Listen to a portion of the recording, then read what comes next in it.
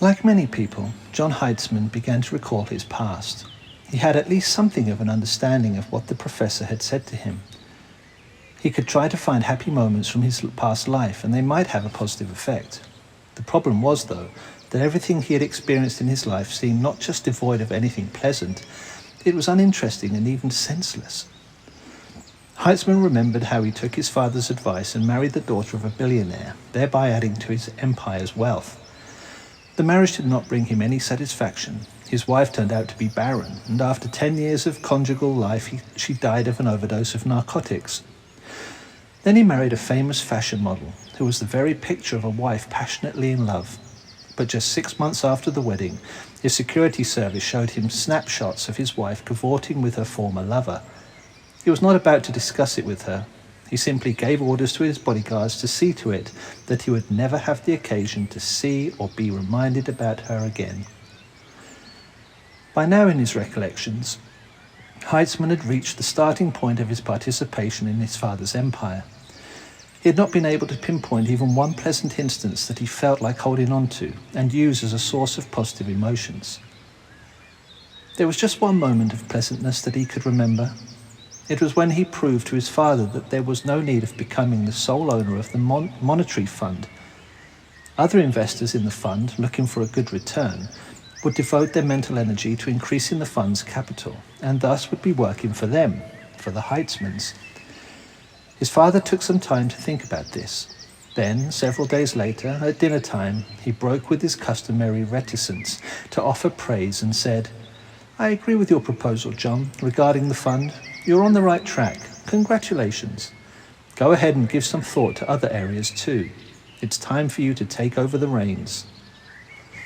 For the next several days, John Heitzman was in an upbeat mood. He ended up making several more decisions and increasing the profits of their financial industrial empire even more. However, he no longer derived any special feeling of joy from this. The reports of increased profits were cold and dispassionate. No further praise would be coming his way. His father died, and praise from underlings brought no particular pleasure. John Heitzman continued going back in his recollections and reached the time of his childhood.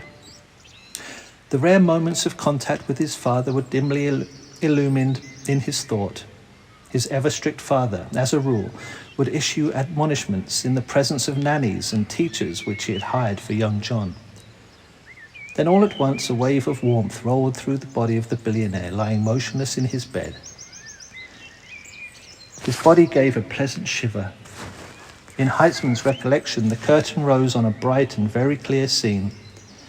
He saw a far corner of the garden of his family's estate, and there, surrounded by small acacia bushes, a little house about 2 meters high with a single window. For some quite inexplicable reason, all children yearn to create their own little house, their own space. That yearning is there no matter whether the child has his own room in his parents' house or lives in the same room with his parents. With almost all children, there comes a time when they start building their own little cubbyhole. In every man, apparently, there is a gene that preserves some kind of ancient memory, telling him he ought to set up his own space.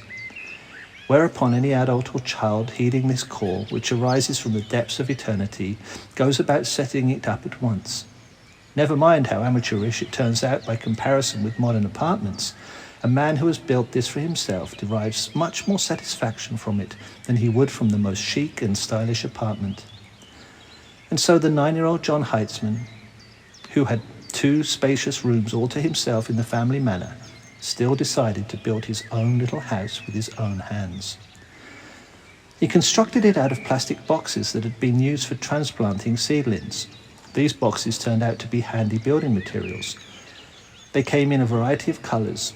John made the walls using blue boxes with a yellow border around the whole perimeter. He piled the boxes on top of each other, fastening them together in tongue and groove fashions. On one wall, John made the box bottoms face outward, which meant that the whole inside wall was comprised of a multitude of shelves. Boards with stapled-on plastic film served for the roof. He spent a whole week building his little house, taking advantage of the 3 hours a day he was allotted for leisure walks in the fresh air. On the 7th day, just as soon as leisure time came, he headed straight for his creation in the far corner of the garden. Pulling back the acacia bushes, he saw the house he had built and froze in astonishment. There by the entrance stood a little girl looking in the doorway of his creation. The girl was wearing a light blue calf-length skirt and a white cardigan with frills on the sleeves. Her chestnut-coloured hair fell in ringlets around her shoulders. At first, young John reacted with some jealousy to the presence of a stranger beside his creation, and he inquired with a hint of annoyance, "What are you doing here?" The girl turned her pretty little face toward him and replied, "I'm admiring." "What are you admiring?" "This marvellous and clever little house."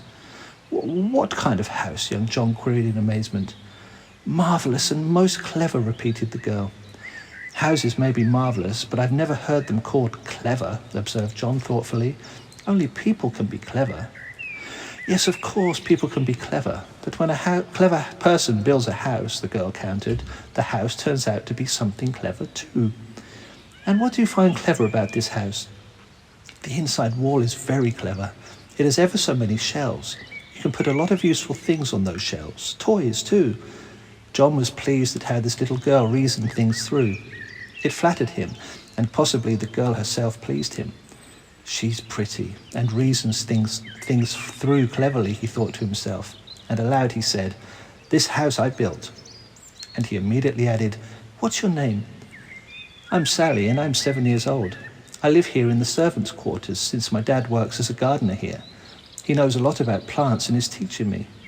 I already know how to raise flowers and how to graft branches onto trees. And what's your name, and where do you live?" "I live in the manor house. My name's John." "Does that mean you're the master's son?" "Yeah." "So, Johnnykins, let's play house." "How do we play that?" "We play like we live in this house, the way grown-ups live. You can be the master since you're the master's son, and I'll be your servant since my dad's a servant." "That won't work," observed John. "A servant's supposed to live in the servants' quarters. Only the husband, his wife, and their children can live in the manor house." "Then I shall be your wife," exclaimed Sally, and asked, "Can I be your wife, Johnnykins?" John did not answer. He went into the house, took a glance around, and then turned to look at Sally, who was still standing just outside the doorway. He said rather brusquely, "Okay, come on in and pretend you're my wife. We have to think about how we're going to decorate the inside." Sally stepped into the house. She looked into John's eyes with tenderness and excitement and said, almost in a whisper, "Thank you, Johnnykins. I shall try to be a good wife to you." John did not come to his house every day. During the time allotted for leisure walks, he was not always allowed to play in the garden. Escorted by bodyguards and tutors, he would be taken instead for a visit to a city park or Disneyland, or go horseback riding. But when he managed to get away to his little house, he almost always found Sally waiting for him. With each succeeding visit, John took interest in the changes that had been occurring in the house. First of all, a carpet appeared on the floor, contributed by Sally. Then little curtains on the window and over the entrance. Next came a little round table with an empty photo frame on it. Sally said, "Johnnykins, you're coming here less and less often. I keep waiting for you, but you don't show up. Give me a photograph of yourself and I'll put it in this frame. I can look at your picture and it will make it easier waiting for you."